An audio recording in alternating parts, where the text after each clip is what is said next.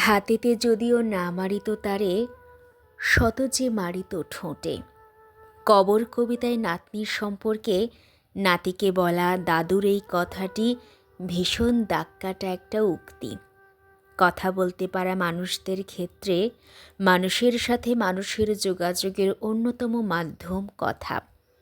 কথা দিয়েই জগৎ সংসার থেকে বিশ্ব পর্যন্ত জয় করা যায়। সুন্দর করে কথা বলাটা একটা মানসিক শিল্প, যা মন ও মস্তিষ্ককে ঠান্ডা রাখে। আবার কথা দিয়েই মানুষকে পদে পদে আঘাত করা যায়। সম্পর্কের টানাপোড়েন তৈরি হয় কথার আঘাতেই।